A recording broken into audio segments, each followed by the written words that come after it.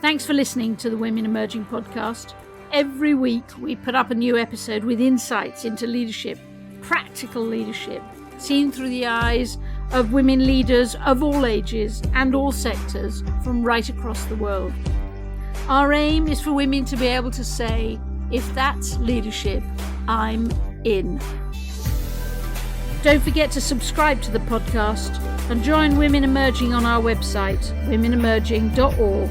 That's womenemerging.org for more fabulous free leadership content. Welcome. This is Julia Middleton, Director of Women Emerging, and your podcast host. This is the last in the series, 7 episodes on essence.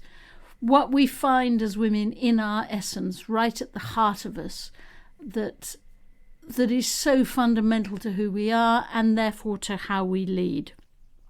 We've looked at lots of different pieces of our essence, from Aparna talking about sacred, to Katrina talking about the body, to Anna Luge talking about nature, to Melissa talking about motherness, to Hinamoa talking about her ancestors, to Aisha talking about trauma and the effect that trauma has and the being around trauma has on how we lead. That was last week. So this week is Isata on education and how our education plays out in how we eventually lead. Now, I think it's worth taking quite a broad definition of the word education and thinking about it both in terms of the education that you get from your family, from the culture that you're brought up in, and then education in terms of the more formal systems of education that you experience. And I think I'm going to leave the second one very much to Isata because she has some extraordinarily powerful messages. And she really does illustrate the degree to which how you are educated has an enormous impact on how you then lead. But it's interesting actually talking about education in the context of family and culture. It sort of almost goes back to the origins of Women Emerging, to those early days before we'd even dreamt up the idea of having an expedition of women going to find an approach to leadership that resonates with women. In those early days, certainly right at the beginning actually, I was hugely motivated by a TED talk that I saw by a woman called Deepa Narayan. It was completely fascinating and I totally recommend it to you, where she talked about what she coined the phrase, the 7 habits that silence women. The things that get sort of baked into you at a very early age that deeply influence how you think and how you behave. And in her context, she was talking about the 7 habits that are baked into you when you are brought up in India. And particularly, she used the word chup, a word I'd not heard of before, but that was fascinating. It apparently in India, if someone says chup to you as a young woman, it's basically be quiet or possibly shut up. But certainly make no contribution, make no noise, do not have a voice, just silence yourself, chup. And she talked a lot about it. And when I was watching this TEDx, which I recommend and you absolutely must look at, I became fascinated because what was the equivalent to chup in different languages in different parts of the world? So in those early days of Women Emerging, I sort of wandered around and talked to lots of different people from different parts of the world about what's the equivalent of chup that's said to you. Okay, now I have to admit, no one ever said anything like chup to me. I'm never conscious of having been told to shut up. And I suppose listening to the Deepa TED Talk made me realise just how lucky I was that no one had ever said chup to me. But one of the first people I talked to was Saba. And I'll put links to all of these episodes. But I interviewed Saba in the early days of Women Emerging and said to her, what's the equivalent of chup and does it ring? And she just said, yeah, of course it rings. It rings a big bell. Because in the Arab world, I was just told to hus, hus. And it was interesting. Every time she said the word hus, she put her index finger on her lips and closed her lips and put the index finger really to keep them closed. You know that thing where you sort of almost curl the top of your index finger to absolutely not just keep it closed, but to sort of almost pin your lips down. I'm doing it at the moment. So Saba talked about all the things that had been said to her as a young girl brought up in the Arab world. All those things that told her to be quiet, to not have a voice, to be modest and quiet, and how much that had influenced all her life, and all her life very much as a leader. And I spent some time with Linda. That was fascinating. Linda, whose entire upbringing was a sort of South American Hispanic world, where the word, because she jumped when I said chup, and when I told her to have a look at this episode that Deepa had done, she couldn't resist it. And she said, yes, in my world, I was told to silenciar. And when she said it, there was a sort of hiss, a sort of snake-like hiss in the silenciar. That just, as a young girl, be quiet. And if you met Linda, it's a bit of a giggle a minute, the thought that anybody ever told Linda to be quiet. There was very little hope of achieving that. But very interesting. And then Falawe was so much fun. Falawe in Nigeria, again, almost instant response to the Deepa TEDx talk.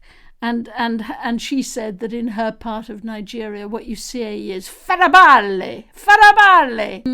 It's exactly the same as chup and as hus and as silencia. It's farabale, be quiet.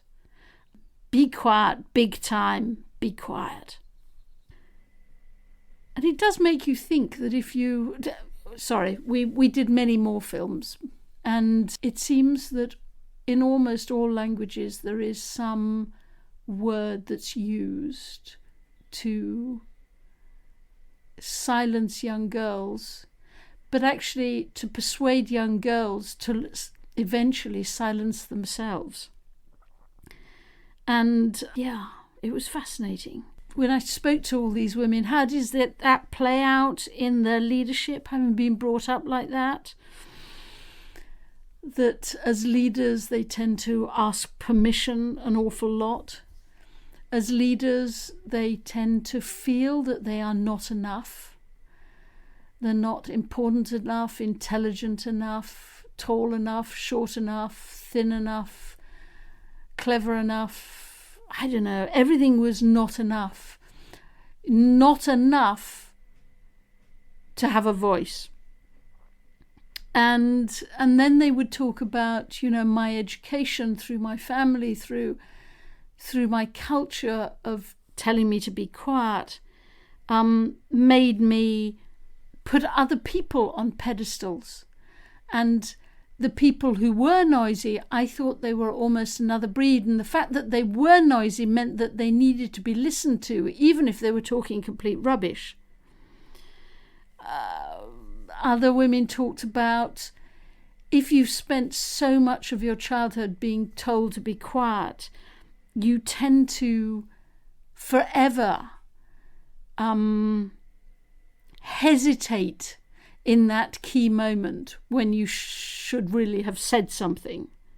Or sometimes, it's happened to all of us, isn't it?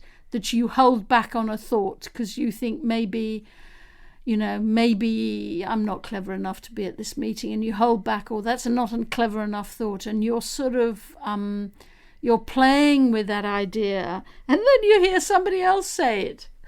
You sit there and think, why didn't I say it?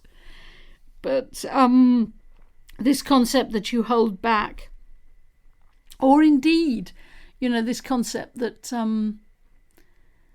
as leaders you're at meetings and you sometimes don't say something, and then you phone your boss that evening and say, there's a snag in the argument and it's this. And your boss says to you, but Julia, why didn't you mention this at the meeting? And the answer is, because I was taught not to mention things at a meeting. Well, not in my case, it has to be said. But in vast numbers of women are taught not to express their views. It's not even taught. They're educated. It's in this farabale, this chup, this hus, this silenciar is embedded in their nature. And with that, I think a lot of people talked about the concept of being a good girl.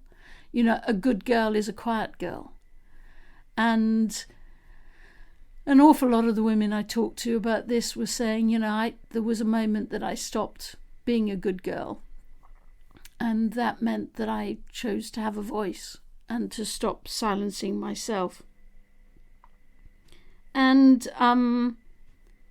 it is interesting, isn't it? I was talking to Mai Chen, who is sort of a mixture of a Chinese culture and a New Zealand culture.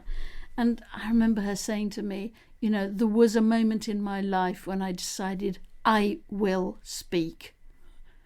However much has been put into my DNA that I will be silent, I will speak. Because for me, there was no option. That is the decision. I will speak. But even then, for example, me, nobody ever said be quiet to me. But I suppose, in a way, maybe they should have. Because, like everything, you don't want to hear farabale or hus or silenciar or chup at every turn. But you do need to be told to be quiet a little bit in your childhood, which I probably wasn't. Like possibly a number of Western people. I remember very early in my career, I was doing some work in South Asia, where I was saying, why is nobody else contributing here? And this wonderful woman who was chairing the meeting said, Julia, if you just shut up yourself for a minute, then others might say something. Or my father's expression, if you could just switch the wireless from transmit to receive occasionally, Julia, it would be helpful. So we need a little chup, but not a great deal. And it makes me think of Anna Cook's thinking. Anna Cook, who is that violinist, Polish violinist, currently living in Paris, who talks so energetically about being in an orchestra and being visible and feeling visible and not just sort of melting. And surely part of being visible is feeling visible. And if you have an entire education devoted to chup, farabale, hus and silenciar, maybe you keep quiet, and also it also makes you feel invisible. And as a leader, maybe that holds you back because you're quiet. Or it holds you back because you respond against it, perhaps like May, and in some cases like me, where you become so noisy because you're sick of not being listened to, that you then don't listen to anybody else. I think that's really, really interesting. Anyhow, there was a richness in this conversation about what is embedded in us as women. what is embedded in us in our education from our families and our cultures, what is embedded in us that makes us feel invisible, and how that impacts on our leadership. But then you move on to the formal education system. And I think I hand over to Isata at this stage. Even if we're just talking about education within the classroom and not the wider worldwide nurture that you gain from your home, from your environment, from your community, from the people you see around you, what you learn and how you learn it makes a difference in who you become. And I work with mostly women in a rural area who are lowly educated or sometimes not at all, never been in a classroom. And the limits that puts on somebody's life, we talked about confidence earlier on. When I moved to my community and I ran for elected office, if I had never been to school, I wouldn't dare do that. I wouldn't see myself as worthy to represent a people, because I would know that I don't know everything I should know. And once you've been in a classroom and you've learned something, you always realize there's more to learn. You realize you don't know everything, but it opens up your world in a way that you're able to learn what you already haven't. You're able to seek new knowledge. You're able to find out about things that you may not have experienced. You can go on the internet, you can read, you can, learn things on your own afterwards because you've already got that basic foundation. But if you've never been able to be in a classroom, you place limits on your life because you realize that you don't know as much as other people. And for women in particular, in these rural settings, it doesn't just limit their economic activity, it limits their mothering, it limits their revenue, it limits what they measure within themselves that they're able to do. Isata, tell me about your own education. I got my foundation in Sierra Leone as primary education, continued in England, up to university. And I did my adulting, quote unquote, in the US, where I first got my, first serious job as an adult. And I believe, having moved back full circle, going to Sierra Leone and living and working there now, I bring all of that with me, what I've learned in the classroom and what I've learned outside. And I know my life experiences, what I've been able to see, what I've been exposed to, definitely shows up in how I lead. The most important thing is to be able to recognize that other people's education might limit them in some ways, but to know that intelligence and education is not the same thing. So somebody may not have a formal education, but you realize they still have something to offer in terms of solutions, regardless of how long they've been in the classroom, because you understand the impact of the learning you've had even outside of the classroom. The formal education in the classroom also has its range. So there's the opportunity to be in a classroom, but then it depends who you're in a classroom with. So in Sierra Leone, we have a more instructive way of learning, where you're supposed to repeat everything you've been told, and then you become the best student. And the difference I see in my education in England, for example, you're a better student if you're able to challenge everything you've been told. And that kind of opportunity to innovate, that kind of opportunity to be able to find solutions for yourself, enables me to be able to find solutions for other people. So the leadership, I think, in my sense, or my form of leadership, is very consultative in that manner. So when I show up, I also give people that I work with the opportunity to contribute to anything we're working on. So I think that's how, my education has impacted my leadership. In the fact that I'm able to listen better to everybody that I'm working with. So somebody who may need a little more time to build confidence in themselves because they've had a lifelong instructive educational system where they're supposed to just repeat what the leader says. They're supposed to just agree with what the boss says. They're supposed to agree with what their mother said. You know, we've all had this in the home. In African families especially, you know, you don't disagree with adults. And it spreads to the schools. You don't disagree with teachers. You know, so to be able to bring out in people who may have had that form of education to say you are allowed to disagree. In fact, we want you to disagree if you think differently, because we are not going to learn from you if you don't tell us your point of view.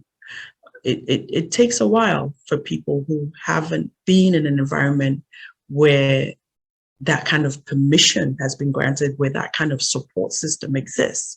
And sometimes I think they're suspicious of that. So I remember when I was in Ministry of Social Welfare as minister, and the first couple of meetings, I think the civil servants at the ministry thought, you know, who is she and which sky did she fall out of? We're not supposed to laugh in meetings. You're supposed to be very serious. You're supposed to be very uptight, and you're supposed to be in charge and tell people what to do. And my take was, I'm here, I'm new. The civil servants who've been there for 10, 12 years, you have to know better than me. Of course you do. Even if it's just institutional memory, you have to have that more than me. So if I don't seek your advice, I'm not going to learn anything. And when you go to a meeting in that way, in Sierra Leone, everybody's suspicious because I'm supposed to be the big, powerful, almighty minister who knows everything. And leadership in Sierra Leone, power in particular, is kind of bullish the way it's practiced. So a consultative leader is somebody you're suspicious of because it must be a trick. And after a couple of meetings, then they realize, okay, maybe, you know, this is genuine, maybe this is her authentic self. And it makes people bloom because then they're free to come to you with ideas. Because in the end, one person cannot have all the solutions. One person does not have all the knowledge. And if you don't allow other people to contribute what they know and what they've learned, it's a disservice to the very challenges that you're trying to work on. So in a way, you're going against all the education that many of the people who work with you have had, and you're really pushing back. To do that, you have to have a lot of confidence, don't you? And maybe that's another element of education. It builds confidence when you're really sure about what you know. And you're sure about what you know, not in an arrogant way to say, this is the only way to do it. I am very sure about how I do things because I know that there are other ways of doing things. Say that again. You're very sure of how you do things because you know there are other ways of doing them. Yes. Explain that. This is how I think education works, how it evolves. You have to evolve as a person in that way to be receptive enough to know that there's always more to learn, but being very sure about the learning you've already received enough to be able to apply it. You have to create the space for people to have their voices heard. And they have to know that they're in a safe space to make mistakes, to proffer solutions, to contribute to a conversation, and not feel as if they're not valued. And what that does also, question authority, is you know that you're going to be questioned. So once you've learned that you are allowed to question authority, you're then going to show up as a kind of leader who is going to accept somebody to question you. And what I've encountered mostly in Sierra Leone are leaders who don't want to be questioned because they have been taught not to question their leaders. Are there any blindnesses in that your education has sort of inculcated in you that you've had to dig out? Yes. So the differences in culture, for example, if I have been raised in an environment where, challenge in leadership is allowed, and you have to recognize that you're moving now and working in an environment where maybe that is not a common occurrence. Recognizing that took me a while, because initially you're assuming everybody's is educated the same way. And first of all, you have to know that there are differences, and recognizing those differences and making allowances for them, I think first was one of my blind spots. So for me, saying no to my boss was normal. And for my boss, it was like, where is she coming from? The blind spot leads to being stuck in one way, just trying to do things one way. And when that opens up for you, it also opens up in the way you show up. So realizing, okay, I will need different approaches based on who I'm encountering, so that there's some kind of negotiation in how we progress. Some people may not be ready, to have the rug pulled out from under them completely, and it may just have to be a slow and deliberate way of learning together, moving together until you hit common ground. Yeah, it leads to some friction, though. It does lead to some friction. Apart from the English that I speak, I was trained as a scientist. I did a degree in biochemistry, but 80% of the work I do now has nothing to do with that. It's absolutely nothing to do with that. But the fact that I've learned how to learn makes me teachable, which I think that's what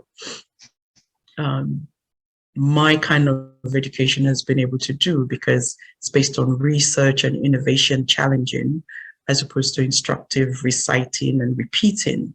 So I've been able to learn how to learn in my own accord. And one of the mistakes we do make in my environment is to measure somebody's education or intelligence based on how good they speak English. So I speak English very well in Sierra Leone, but I am one of those people who really make sure that we don't use a benchmark, English as a benchmark for intelligence. My grandmother never went to school, but she was the most intelligent person I ever met. And for me, that lesson, that life lesson, is something I take everywhere I go. But it leads to being able to question your current situation, being able to change your current situation, as opposed to being accepting of it. It's really interesting. It brings back a podcast episode we did a few weeks ago with an extraordinary conductor of an orchestra in Poland.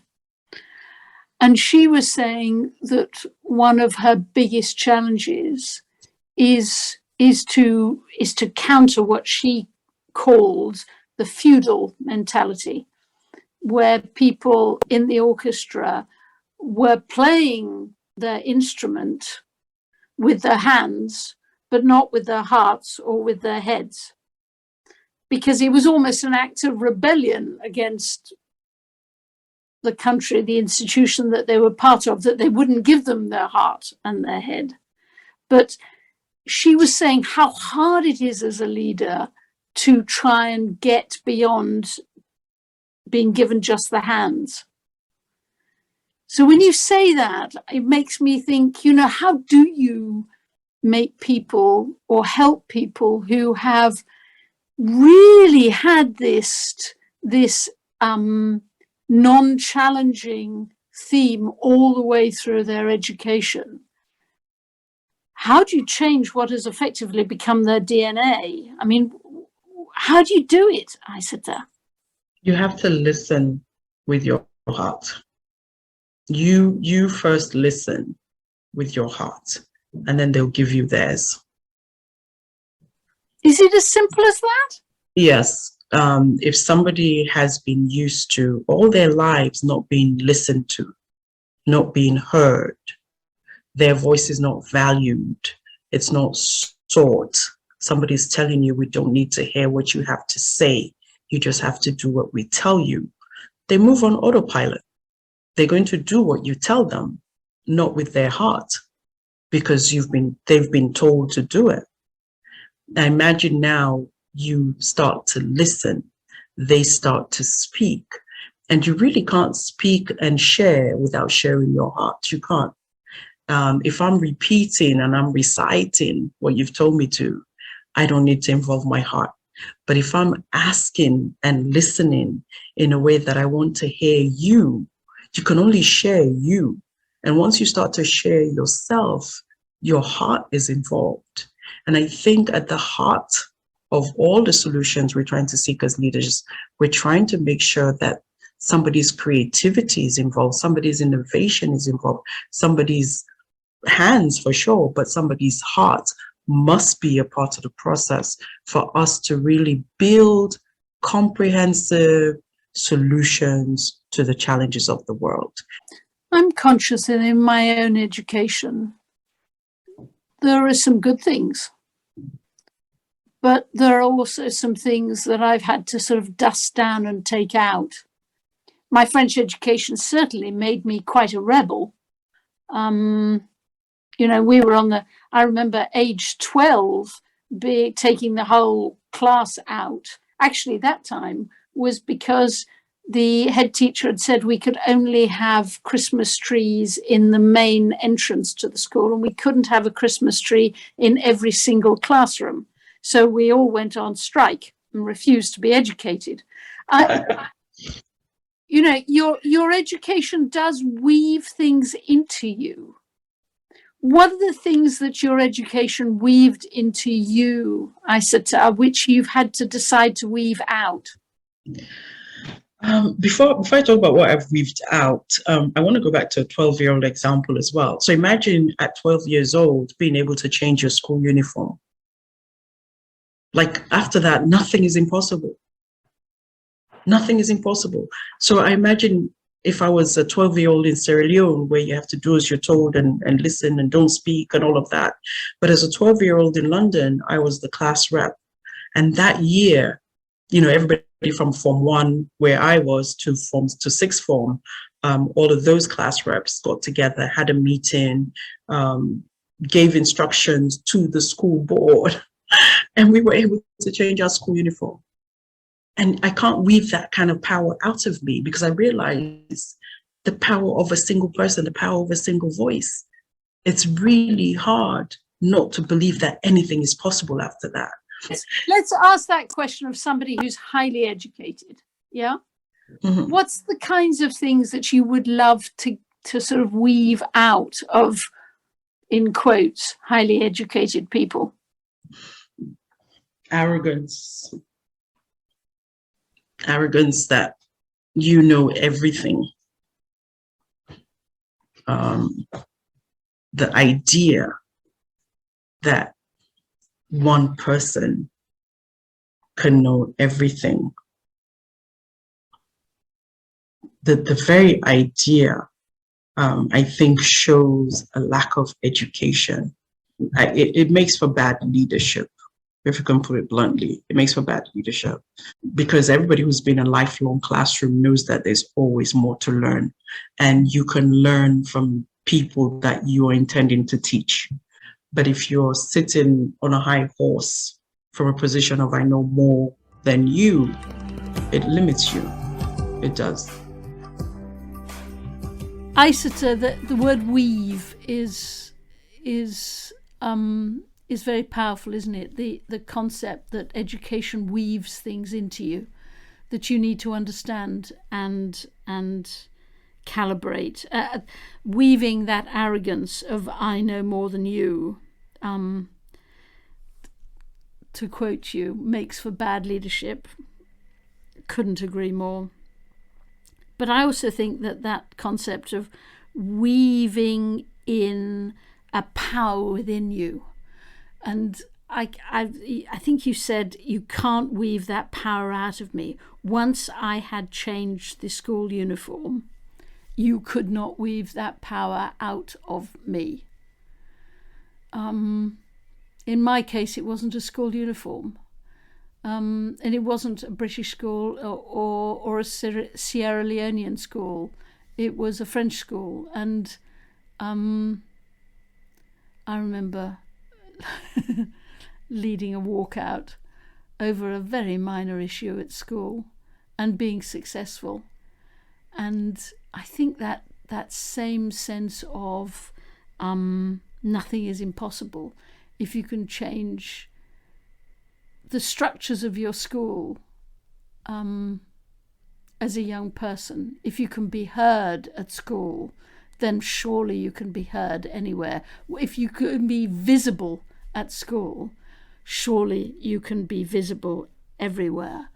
And that surely sets you up to be the kind of leaders that we all want to be. So thank you so much, Isata. Thank you so much to all the women from the expedition who have been part of these episodes, to Aparna, to Katrina, to Analush, to Melissa, to Hinamoa, to Aisha, and now to you, Isata. This series on Essence has been a fascination for me. Next week, we're going to talk to Mona and try and pull some of the learnings together. And who better to do it than Mona, who is an extraordinary listener and will pick so much of the threads up for us. And then I think we're going to do a series of episodes on the kind of energy that emanates from you once you've figured out what your essence is. So looking forward to the next episodes. Thank you very much for joining us, and I send you much love. To become part of our movement and share your thinking with us, subscribe to the podcast and join the Women Emerging group on our website at womenemerging.org. We love all of the messages you send us. Keep them coming.